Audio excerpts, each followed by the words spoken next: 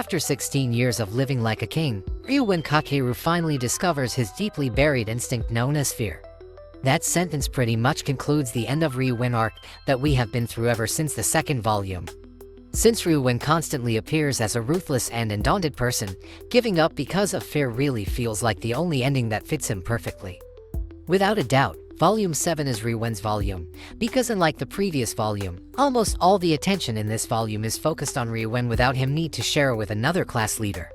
Volume 7 even started with Ryuen's monologue that showed us a bit of his past, about how he never felt fear, and about his abnormal fetish that wanted to see people succumb for his own pleasure. Following the end of the paper shuffle, Ryuen finally decided to deploy his entire army to find the smallest trace of the true mastermind who had been controlling Class D ever since the first volume. Thanks to the founding of Ayanokoji's group, we could easily capture the situation just from their conversation. Since they are 5 different people with 5 different perspectives, we could understand what Ryuen has done and how the others perceive his action. Ryuen's method is simple, which is stalking every suspicious student and terrorizing them until they give up. And fortunately for him, Class D students really didn't know anything about it, but while his effort didn't bear much fruit, he managed to create a tense atmosphere among the students in Class D and push the mastermind to show themselves. While it's not explicitly explained, Ryuen is really experimenting with the boundary of the rule to see what kind of action will lead the school to react.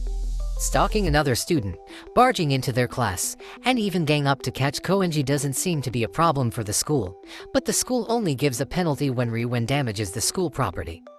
Ryuen takes advantage of the system and creates the perfect stage that leads us to the final scene with Ayanokoji and Karuizawa. Even compared to all the climaxes in the future, Volume 7 final scene really leave a huge impression because it is disturbing, illegal, but very satisfying to read until the end. Starting from Ryuen's cruelty, Karuizawa's loyalty, and finally Ayanokoji beating Ryuen to pulp, everything feels so satisfying to the point it's no exaggeration to say Volume 7 is the best volume classroom of the elite ever published. Let's start with Ryuen's method when he tortures Kei to confess. This scene showed us that Ryuen really doesn't feel any fear because his action could put him in jail if only Kei had a good lawyer. He forcefully pushed Kei to recall her past trauma by dumping the water on her, and to make the scene worse, we get more glimpses of Karuizawa's past that really feel unpleasant to read. It's a miracle that Kei could still smile after experiencing it, and I believe nobody would blame her for betraying Ayanokoji for her own safety. But Kei's decision to protect someone who was seemingly abandoning her is the thing that made her the most popular light novel girl for 2 years straight. Kei is always scared of her past, so she creates a fake persona to run away from it. But this time she decides to toss everything to protect something important, no matter how cruel her future could be. If you remember Karuizawa Kei back in Volume 4, she always finds someone strong to protect her, but her decision to protect Ayanokoji at the cost of everyone knowing about her bullying is the best thing that you could hope from her. Her sacrifice is one thing that makes Ayanokoji's arrival feel like a charming prince on his white horse came to rescue his princess.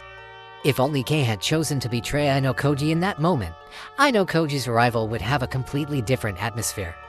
The moment of Ayanokoji's reveal is honestly a bit anticlimactic, because other than Ibuki, no one is actually surprised that he is the real mastermind.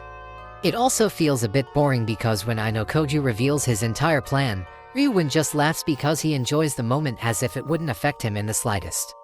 However, the situation completely changes when the fist is finally thrown. At that moment, Ryuen finally realized that he fucked up. Ryuen's plan is actually solid, and the arrival of the mastermind is not completely out of his expectation. However, he never thought about the possibility of someone who could defeat the 4 of them in a fistfight, and Ayanokoji took advantage of it to give him a near-death experience. The writer's choice to end Ryuen with pure violence is a clever conclusion of Ryuen's character, because we have shown multiple times that a simple defeat is not going to scratch Ryuen. Ryuen doesn't understand fear, and he has only known how to use violence in his entire life, and that's why Ayanokoji chose to beat him with the only language he could understand. Their fight feels like someone who thinks he is a demon finally meeting the actual demon, and there is no better conclusion to end Ryuen arc than him finally bow in front of the actual fear. Although this volume is centered around Ryuen, there are a few things that we still need to talk about. For example, the arrival of Atsuomi is no less important compared to Ryuen. Honestly, the introduction of Atsuomi and the reveal of the White Room feel a bit out of place in this volume, because even if you remove them from the story, there is nothing that will change at the end. However, Atsuomi's arrival is a setup for the bigger stage after Ryuen arc is over, which will eventually lead to Ayanagi and Ayanokoji himself. Even though Atsuomi's arrival finally reveals Chabashira's lie to Ayanokoji that made him no longer need to help the class, the threat from Atsuomi will keep giving him a reason to act. It's the same as Ayanokoji's sudden cooperation with Manabu. Even though Ayanokoji keeps saying that he only wanted an ordinary school life, his promise to Manabu will give him a reason to act against Nagumo.